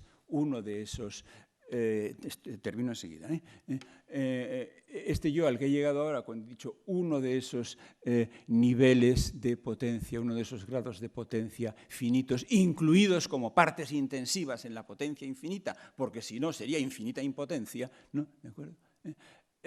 Uno de esos niveles, este yo al que ha llegado cuando he dicho uno de esos niveles de potencia, soy yo, ese yo al que ahí he llegado es el yo de la segunda referencia de antes, es ese yo que decía contemplado sub specie eternitatis, ¿no? Por eso he dicho, ese no es el modo finito todavía, pero contiene en su concepto algo que sí que ya nos va a hacer llegar al modo finito, que es lo siguiente. Se trata, o sea, ese yo al que hemos llegado ahora es ciertamente un nivel o grado de dominio,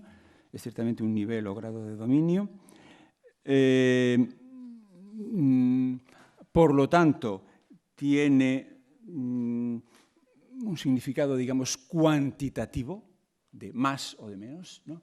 De más o de menos, tiene un significado cuantitativo. Y en efecto, la diversidad dentro de la potencia infinita no puede ser sino de grados, de niveles, es decir, cuantitativa, porque el concepto de potencia que hemos empleado hasta aquí ha implicado, como vimos en su momento, hace ya bastantes minutos, ha implicado la reducción de la diversidad cualitativa de las cosas. Recordad aquello de tanto menos estoy sometido a un ser propio de la cosa, o sea, tanto más neutra es la cosa, cuanto mejor se la conoce, ¿no? ¿De acuerdo? Por lo tanto, se está produciendo una reducción en el aumento de la potencia, cognitiva y por lo tanto también corpórea, se está produciendo una reducción de la en principio irreductible diversidad cualitativa de las cosas. Por lo tanto, lo que no puede tener la potencia infinita es algo así como direcciones especializadas hacia unas cosas u otras cosas en razón de una diversidad cualitativa. Lo que no puede tener es diversidad cualitativa. Lo que no puede tener es partes cualitativas en función de una diversidad cualitativa. Lo que sí puede tener, en cambio, es eso que hemos llamado niveles, grados. Niveles, grados. Por la razón que ya explicamos antes, ¿no? Eso sí que es interno, eso sí que son partes de la potencia infinita. A la potencia infinita le es inherente el actuar con una potencia, otra potencia, finitas, diferentes, pero diferentes cuantitativamente. Pero desde el momento en que esto es algo cuantitativo, desde el momento en que ese yo sub specie eternitatis es algo cuantitativo, entonces ya es algo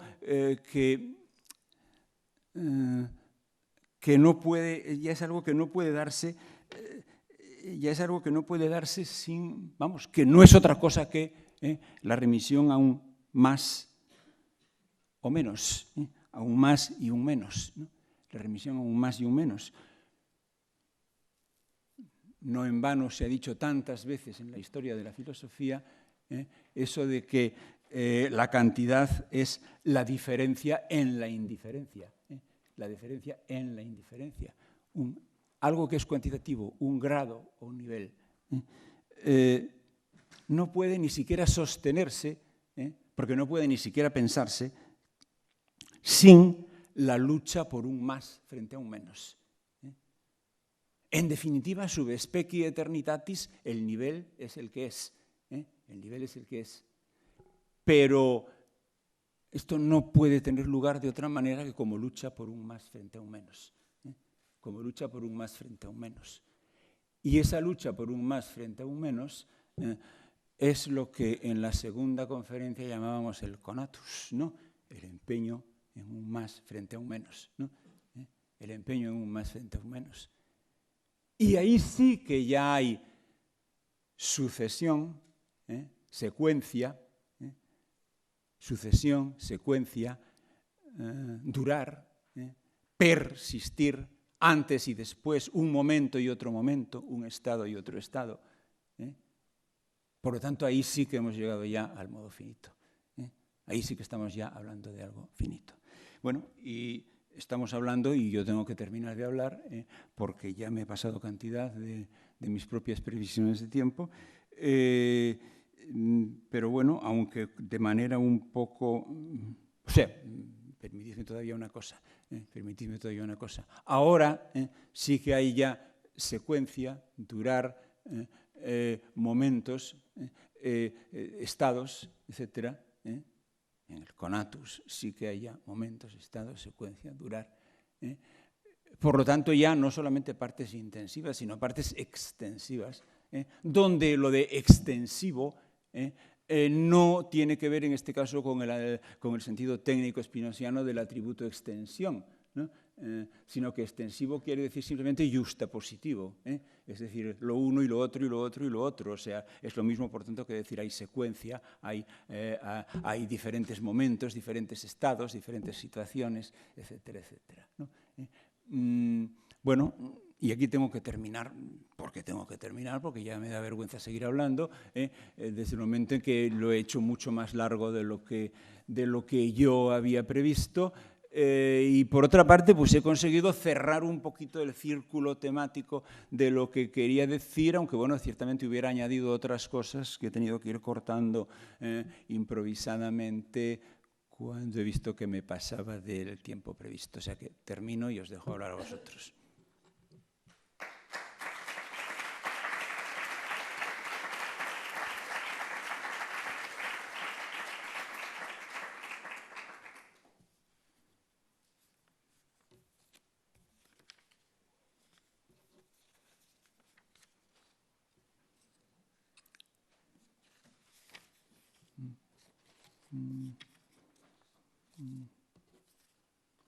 A ver. ¿Sí? No, es que no he entendido muy bien lo que acaba usted de decir, de infinita potencia para actuar contra cualquier potencia sin límites. Eso es lo que más o menos he entendido lo que ha dicho usted, ¿no? A ver, lo que he querido decir, no sé si a lo mejor con la... Infinita potencia para actuar con cualquier potencia sin límites. Más o menos ha dicho esto, ¿no? Sí, a ver, sí. Bueno, yo, a ver, le puedo decir qué es lo que he querido decir, ¿no? Ah, ¿qué es lo que he querido decir? O sea, luego supongo que a lo mejor alguien ha grabado o algo así, Bueno. pero y se puede, es posible que haya dicho una cosa queriendo decir otra. No, bueno, la pregunta es... Lo que he querido decir, permítame, lo digo, ¿qué es lo que he querido decir en el momento al que usted sin duda alguna se refiere, ¿no? Sí, es todo lo que he apuntado. Sí, sí. No, la pregunta es, siendo los seres humanos seres finitos y limitados, ¿cómo podemos llegar nosotros a una infinita potencia? Esa es la pregunta. Sí, sí. La respuesta es no podemos, pero de todas maneras le voy a contestar un poco más. A ver, quisiera la primera parte de lo que usted ha dicho, por si acaso es que efectivamente dije algo por error verbal con la prisa de que me estaba pasando del tiempo, lo que quise decir en ese momento es que el carácter infinito de la potencia infinita es el no tener límites, ni siquiera en cuanto a actuar con una u otra potencia finita. O sea, en otras palabras, que la infinitud no es la exclusión de lo finito, sino el no tener límites incluso para lo finito mismo. ¿Me explico? Porque si no, dije, si no resultaría que la potencia infinita sería la infinita impotencia, porque al no poder hacer nada finito, pues no podría hacer nada, simplemente, ¿no? Es, por lo tanto, poder hacer, vamos a decirlo así, finitos, ¿no? Pero sin límite, cualesquiera, cualesquiera, ¿está claro? Y en esto último es en lo que es infinita. Ahora, la otra parte de su intervención,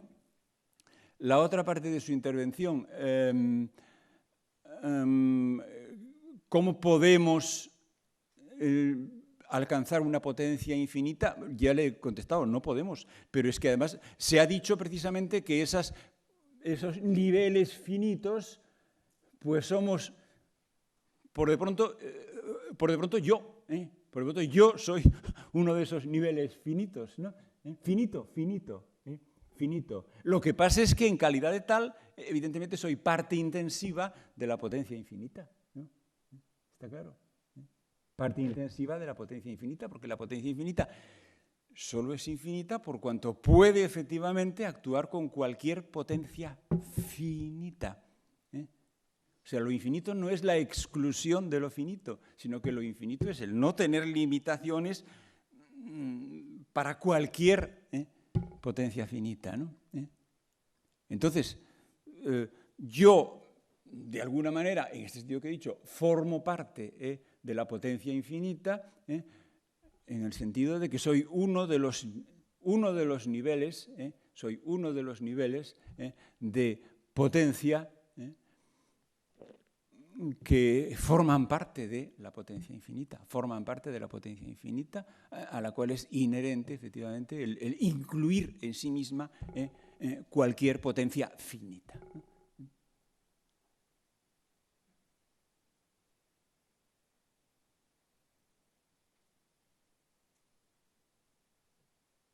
O sea, la cuestión de fondo es eso de que lo infinito no sería infinito si no incluyese como partes propias todos los niveles. Lo infinito no sería infinito si no incluyese como partes propias todos los niveles finitos, ¿no? ¿De acuerdo? Y por eso los niveles finitos, uno de los cuales soy yo, son partes intensivas de la potencia infinita, ¿no?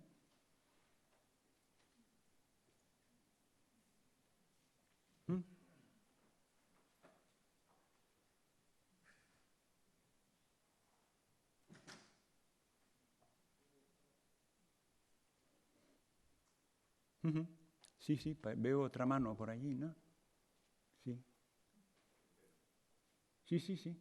Ah, es que está esperando el micrófono, sí, me parece bien.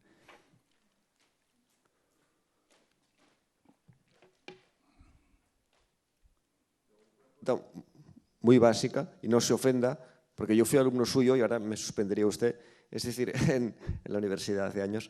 Y la pregunta es, en la bibliografía de Spinoza, ¿a qué fuente deberíamos ir para buscar estas enseñanzas? ¿En la ética? ¿O en las obras de Spinoza? Sí, ¿cuál? ¿O en todas ellas? Yo diría que todas ellas, pero con un cierto nivel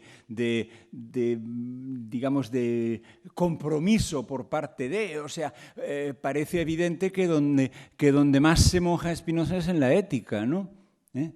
Lo que pasa es que, claro, donde más se moja Spinoza es en la ética, pero bueno, el Tractatus Theologico-Politicus también, ¿no? Y las demás obras también, ¿no? O sea, no es ningún secreto, puesto que tampoco escribió tanto, ¿no? Es decir, Las obras son esas. Lo que es evidente es que no son precisamente escritos fáciles, ¿no? Pero...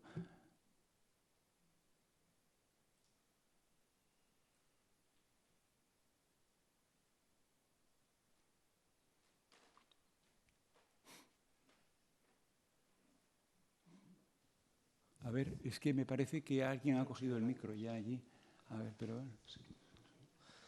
Bueno, en primer lugar, muchas gracias, profesor, por la explicación, porque a pesar, como ha dicho nuestro amigo y usted ha reconocido, no son obras fáciles, yo no las conozco, soy un diletante que acabo de aterrizar, pero usted ha conseguido que entendiera cosas que probablemente leyendo directamente el libro no hubiera conseguido entender, ¿no? Gracias por esa vertiente pedagógica, creo que es muy difícil entender a Spinoza y es difícil explicarlo como usted lo ha hecho. Pero bueno, directamente voy a pasar a algo más etéreo, ¿no? Y le preguntaría si Spinoza, en su filosofía, en la que he intuido pues, muchos conceptos que son perfectamente aplicables, creo yo, a los dilemas científicos contemporáneos, ¿no? Como la relación entre la conciencia, ¿no? La conciencia del individuo, en relación con la capacidad de trascenderse a sí mismo y llegar incluso no solo como individuo, sino como especie a lo que algunos denominan transhumanismo, ¿no? Al hecho de que Lo último no se lo he entendido bien. O sea, sí, le decía... Oído acústicamente. Sí, le decía que yo creo que Spinoza tiene muchas aplicaciones, o podría ser un elemento de reflexión muy interesante para dilemas contemporáneos, ¿no? Dilemas incluso relacionados con la mente, con el concepto de conciencia, que yo entendí intuitivamente como una supuesta contraparte, ¿no? de la extensión, ¿no? De la extensión como ser humano, como yo, e incluso como especie. Y ese transgreder para que a través del límite la otra parte, en este caso la conciencia de uno mismo, cambie, ¿no? y subir en esos niveles de potencia, pues puede relacionarse, no sé, intuyo, con el transhumanismo, ¿no? Con esa tendencia actual a querer transgreder la naturaleza humana, el autoconcepto que tenemos de ella, para llegar a ser una especie distinta a través de los cyborg o la tecnología, sin olvidarnos de lo que éramos antes, o quizá perdiendo de vista ya lo que éramos para ser otra cosa, ¿no? Y eso le pregunto si a nivel de filosofía de la mente Spinoza está vigente hoy o no, pero desde la ignorancia absoluta, y perdón por el excurso ese inútil que he hecho, ¿no? Gracias. No es inútil, lo único que pasa es que contestar a eso es muy... digamos, habría que entrar en muchas precisiones, ¿no? Quiero decir que le agradezco la observación, pero una respuesta relativamente breve no se me ocurre, de verdad. No, que va, no ha sido ninguna osadía, ni mucho menos. O sea, tomamos buena nota y, por otra parte, pues en conjunto tiene usted razón, ¿no? Lo que pasa es que entrar en detalles sería la monda, ¿no? Ahora, ¿no? A ver, había otra... Tú habías pedido la palabra, ¿no? Me parece. Bueno, de nuevo me ha resultado chocante que la afirmación de que el único ejemplo claro, delimitado de modo finito, sea yo mismo. Tomando la frase, bueno, de la proposición 13 de Spinoza, donde dice que todos los individuos son animados en un grado más o menos, en un grado diverso más o menos, y tomando la definición de individuo como componente, como múltiple de múltiples que concurren todos ellos a una única acción causal, da la impresión de que para Spinoza el ejemplo posible de un modo finito no sea exclusivamente el yo mismo, sino múltiples cosas. O sea, me resulta siempre chocante la idea que repites hoy también, de que el modo finito, el único ejemplo seguro, cierto, de modo finito, es el yo mismo, en contraste con lo que se desprende, o que yo deduzco, de la lectura de la ética. Allí más bien parece que Spinoza abre mucho el campo para que existan múltiples formas de modo finito que no sean solo el yo mismo. Sí, sí, eso. Sí, sí, por supuesto. O sea, cuando yo he dicho el único ejemplo en el sentido fuerte, es decir, ejemplo, es decir, individual, ¿no? O sea, ejemplo, es decir, esto, o sea, no genérico, ¿me explico?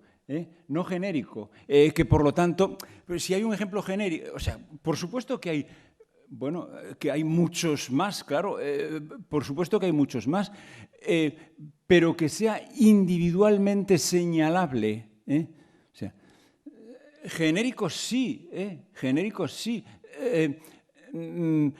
pero claro, los ejemplos genéricos necesitan a su vez de ejemplos del género, ¿no? Yo me refería únicamente a la posibilidad de señalar algo determinado, esto. ¿Me explico? O sea, es decir, es el único ejemplo, por así decir, estrictamente individual, porque fijémonos en que siempre he dicho además yo mismo, siempre he dicho yo mismo. O sea, no he dicho un individuo humano, ni siquiera he dicho nunca tú ni él, ¿no? Ni cada uno de vosotros. ¿Está claro? Bueno, porque, vamos a ver, esos son ejemplos, pues claro que son ejemplos, claro que son ejemplos. Incluso, bueno, pues tuve la tentación de, en vez de decir aquello de yo estoy aquí, pues decir el paso del Rubicón por Julio César, ¿no? Por ejemplo, y también pues de hacer los dos modos de referencia, ¿no? Hacer los dos modos de referencia. Pero claro, evidentemente no están en el mismo nivel, porque, por así decir, yo no soy, no están en el mismo nivel. A ver, el sistema, el único ejemplo sistémico, dije, quiere decir, el único ejemplo en el que se juega la propia consistencia del sistema. Eso es lo que quería decir. El único ejemplo individual en el que se juega la propia consistencia del sistema.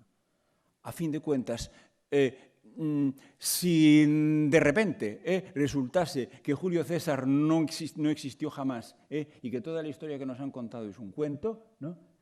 Eso no hundiría el sistema de Spinoza. ¿Me explico? Bueno, evidentemente sería un desastre, pero no hundiría el sistema de Spinoza. ¿Está claro? El único ejemplo en el cual el sistema mismo está en juego es esa especie de autorreferencia, ¿no? Pero, cuidado, nadie ha dicho que sea el único ejemplo que hay, ¿no? Quiero decir, el único ejemplo que tiene el mismo nivel de certeza que el propio sistema que se pretende ejemplificar con él, nada más.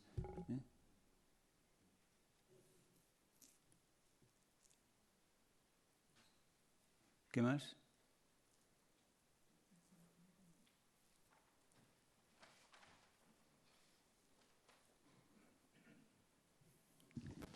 Hola, una pregunta muy concreta. Usted ha hablado de nuestro conocimiento, el conocimiento que tenemos. Por otra parte, Spinoza habla en la ética de 3 géneros de conocimiento. Entonces, la pregunta es si el tercer género de conocimiento sería ese conocimiento totalmente adecuado, que ya no sería conocimiento, sino la cosa misma, sin mediación, sin referencia. Y si fuera así, parece que ya no tendría nada que ver con nosotros. Y entonces, ¿qué papel juega en el sistema? O si ya está fuera de él, o lo cancela. Sí, efectivamente, ahí hay un problema que habría que seguir hablando para llegar a él. Efectivamente está. A ver, efectivamente, el tercer género ese de conocimiento,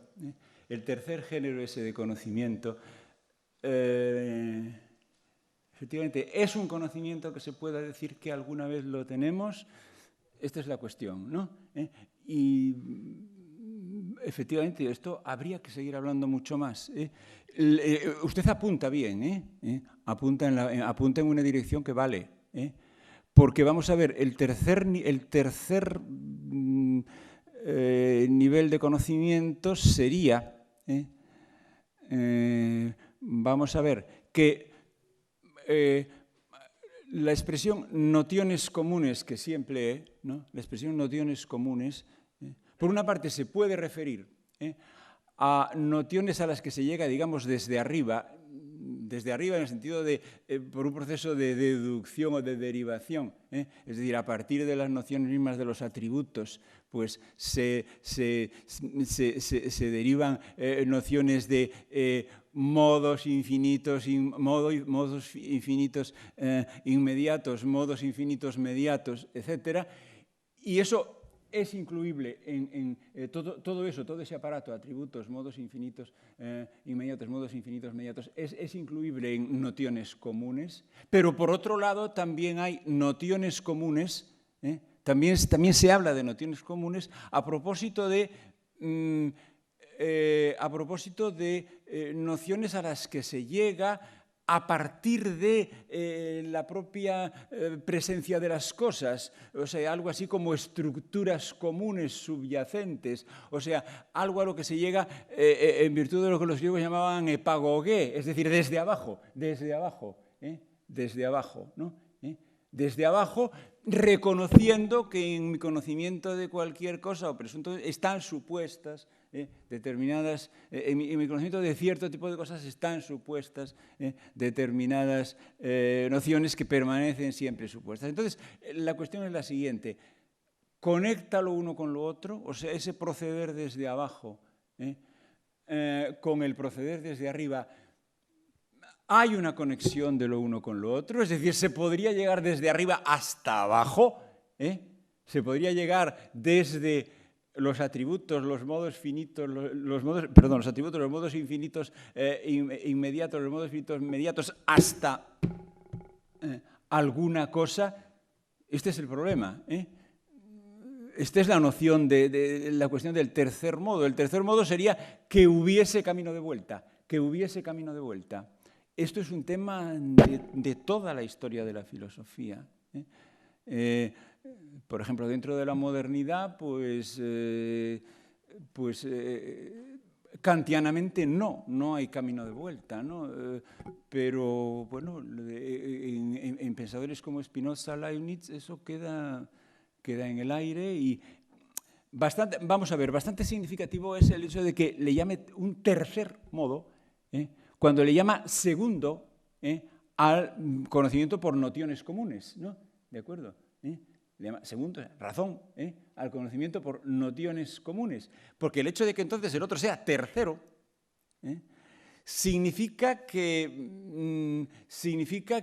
el propio conocimiento por nociones comunes tendría que cambiar, tendría que ser de otra manera, tendría que ser de otra manera para que eso del camino de vuelta fuese realizable, ¿no? Eso es lo que... O sea, es decir, que ahí hay un problema, digamos, que puede seguir dando la lata tanto fenomenológicamente como hermenéuticamente y sobre el que habría que hablar mucho más.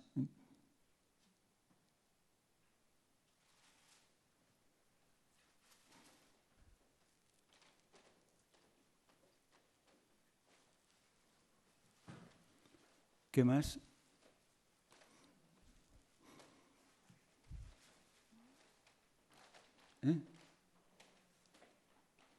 ¿Que nada más ya? Bueno, entonces, pues vale, pues entonces, ¿qué hacemos? Levantar la sesión, ¿no? Vale.